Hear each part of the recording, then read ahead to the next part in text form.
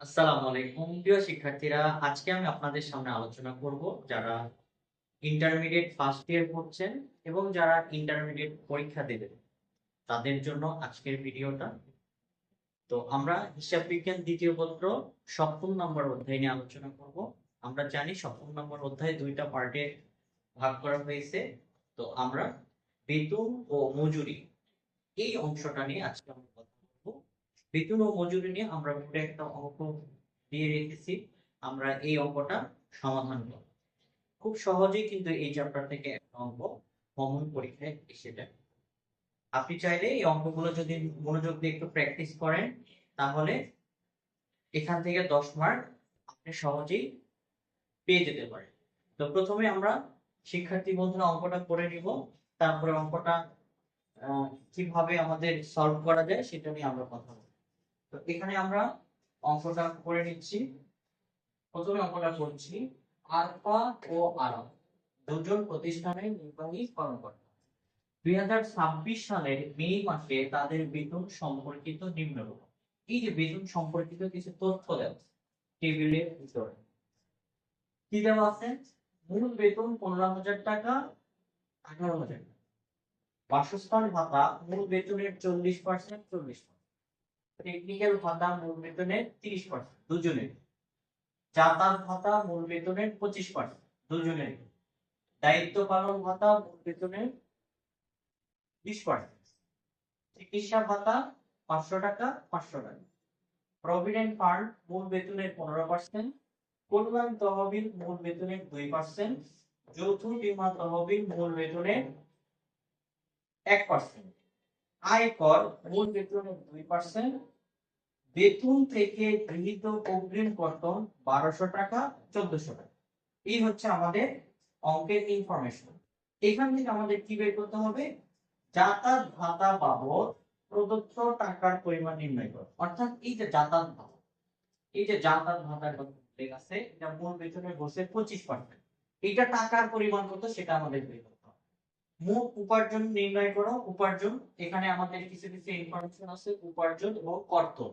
তাহলে এই তথ্যগুলোর মধ্য থেকে যেগুলো উপার্জন তার পরিমাণটা বের করতে হবে। আচ্ছা, এরপরে দুজনের নিট বেতনের পরিমাণ নির্ণয়। তো আমরা পর্যায়ক্রমে সবগুলোই করব। প্রথমে আমরা ক নম্বরে চলে যাচ্ছি, যাতায়াত ভাতা বাবদ প্রদত্ত টাকার পরিমাণ। তো আমরা এখানে লিখতে পারি ক নম্বর,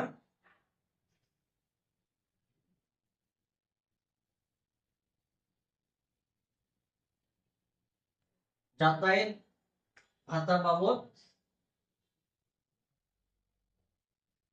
টাকার পরিমাণ। যাতায়াত ভাতা বাবদ টাকার পরিমাণ। তো এখানে আমরা ছোট্ট করে টেবিলের মাধ্যমে করতে পারি, আবার টেবিল ছাড়াও কিন্তু এটা করা যায়।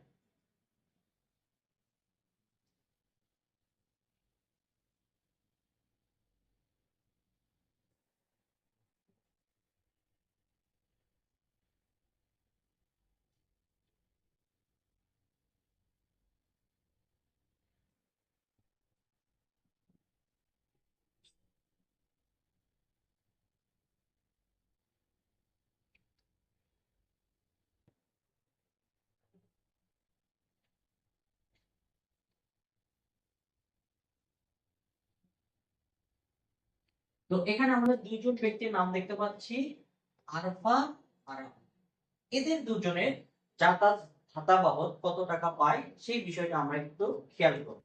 এখানে যাতায়াত ভাতা বলতে মূল বেতনের 25%, অর্থাৎ আরফা 15,000 টাকা মূল বেতন পায়, তার 25% সে যাতায়াত ভাতা। আরাম 18,000 টাকা মূল বেতন পায়, তার 25% হচ্ছে তার যাতায়াত। তাহলে আমরা আরফা এবং আরফের তথ্যগুলো এখানে লিখবো বিবরণের কলামে। আরফা, আরফার বেতন কত? 15,000। এর আমরা 25% করলে যে রেজাল্ট হবে সেটা আমরা প্রথম কলামে লিখবো। এরপরে আরফের মূল বেতন হচ্ছে, আরফের মূল বেতন হচ্ছে 18,000। এই 18,000-এর আমরা 25% করে প্রথম কলামে লিখব। প্রথম কলামের যোগফল দ্বিতীয় কলামের দিকে ক্লোজ করে দেব। এটাই হবে আমাদের ক নম্বর। তো আমরা এখন ক্যালকুলেশনে চলে যাচ্ছি। 3750 আর 3750। এরপর আমরা আরাফেরটা দেখবো।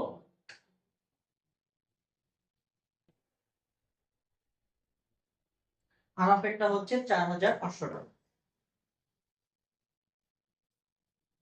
এই দুইটা যোগ করে দ্বিতীয় কলামে দিয়ে দিব, তাহলে কিন্তু আমাদের ক নম্বরের কাজটা শেষ হবে। 4500 যোগ 3750, 8250, 8250 দুই ভাগে ক্লোজ করে দেব। এখানে লিখব মোট। এভাবে আমরা ক নাম্বারটা শেষ করব। এখন আমরা খ নাম্বারে যাব। তো এখানে আমাদের খ নাম্বারে কি বলেছে, মোট উপার্জন নির্ণয় করো। উপার্জন, তাহলে এখানে কি কি বিষয় উপার্জন হতে পারে? যেমন এখানে আমরা দেখতে পাচ্ছি মূল বেতন, এটা আমাদের উপার্জন। বাসস্থান ভাতা, এটা উপার্জন। টিকটিকের ভাতা মানে যেগুলো আমরা পাই সেগুলোই আমাদের উপার্জন। যাতায়াত ভাতা আমরা পাই, এটা উপার্জন। দায়িত্ব পালন ভাতা, কোনো কিছু দায়িত্ব পালন করলে অতিরিক্ত টাকা পাই, সেটা আমাদের কি উপার্জনের মধ্যে।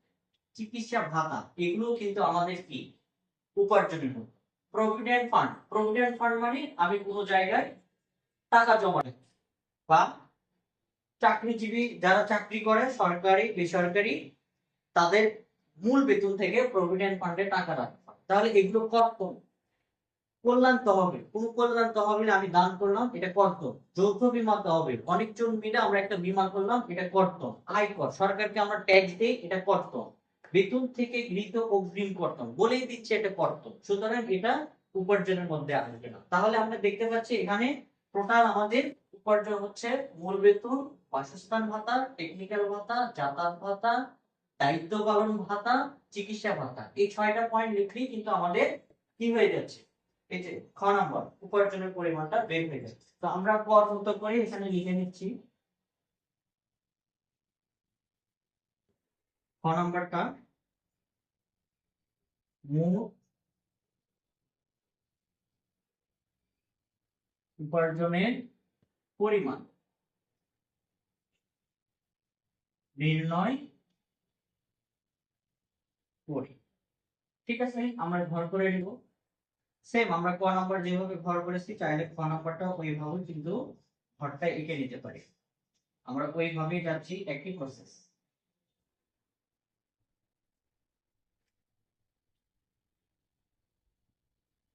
একই প্রসেসেই যাচ্ছি আমরা।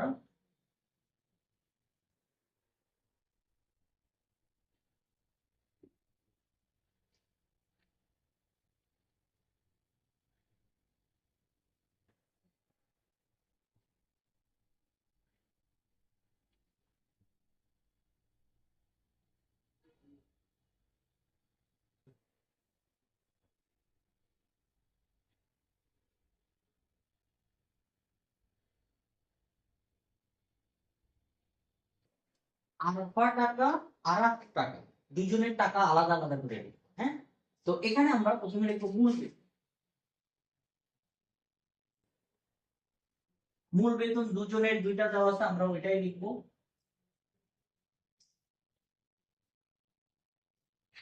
এরপরে নেক্সট বলছে বাসস্থান ভাতা মূল বেতনের 40%, তো আমরা লিখছি বাসস্থান ভাতা। বাসস্থান ভাতা, তাহলে এখানে 40% দেখাতে বলেছে, তাহলে 15,000-এর 40% করবো আমরা 6,000 টাকা হয়।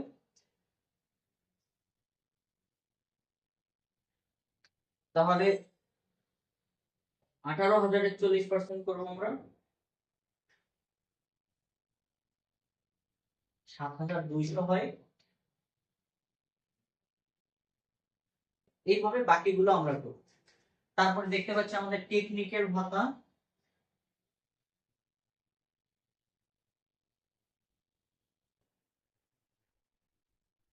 টেকনিক্যাল ভাতা, তাহলে টেকনিক্যাল ভাতা বলছে মূল বেতনের 30%।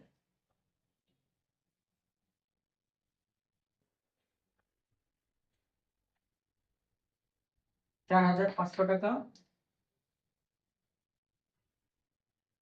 4,500 টাকা। এরপরে আমরা 18,000-এ 30% করব 5,400 টাকা।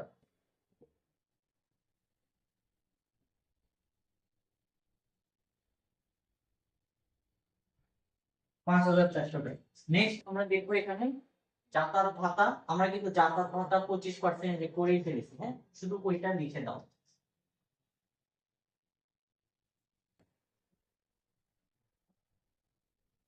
$3,000, 750, 4,500, জাস্ট এইভাবে লিখলেই কিন্তু হয়ে যাচ্ছে। এরপরে আমরা চলে যাচ্ছি, যাতায়াত ভাতা হয়ে গেল, দায়িত্ব পালন ভাতা মূল বেতনের 20%।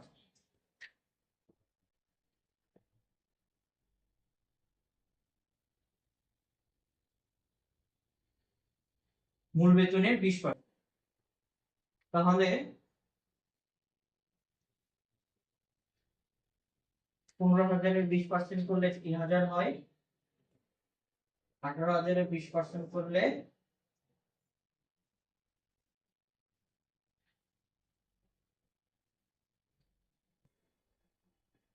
3,600।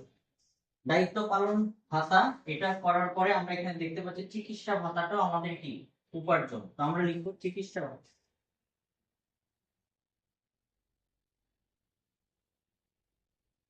চিকিৎসা ভাতা বলেছে মূল বেতনে সরাসরি 500 টাকা করে দুইজনে।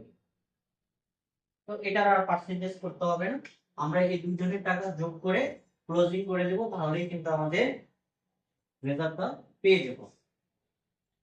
তো এখানে দেখি দুজনের রেজাল্টটা আমরা দেখি কত হয়।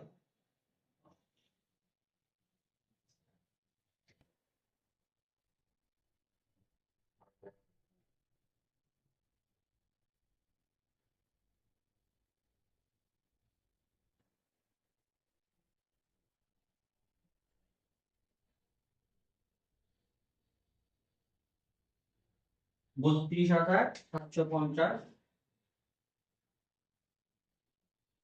এভাবে আমরা ক্লোজ করে দিব। নেক্সট দেখি,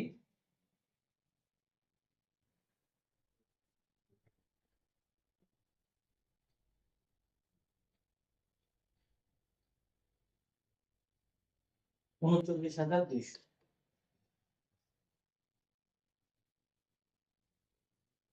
এভাবে ক্লোজ করে দিয়ে আমরা মোট শব্দটা লিখবো। উপার্জন কথাটা লেখা জরুরি না, লিখলে ভালো, না লিখলেও সমস্যা নাই। শুধু যদি ক্লোজিং করে দিয়ে মোট শব্দটা না লিখেন তারপরে কিন্তু অসুবিধা নেই। তো আমরা এইভাবে রেজাল্টটা বের করার পরে ক্লোজিং দাগ দিয়ে দিব। এইভাবে আমরা খ নাম্বারটা সম্পূর্ণ করব। খ এবং খ হয়ে। তো আজকের ভিডিওটা গ নাম্বার যদি করতে যাই তাহলে কিন্তু অনেক বড় হয়ে যাবে। এই জন্য আজকের ভিডিওতে আমরা ক এবং খটায় রেজাল্টটা দেখালাম। আগামী ভিডিওতে আমরা গ নাম্বারটা বের করব। ঠিক আছে? তো আজকের ভিডিওটা আপনাদের কেমন লেগেছে অবশ্যই লাইক কমেন্ট শেয়ারের মাধ্যমে আপনার মূল্যবান মতামত আমাদেরকে জানাবেন। পরবর্তী ভিডিও দেখার আমন্ত্রণ জানিয়ে আজকের ক্লাসটা এখানেই শেষ করছি। সবাই ভালো থাকবেন, সুস্থ থাকবেন। দেখা হবে পরের ক্লাসে। আল্লাহ হাফেজ।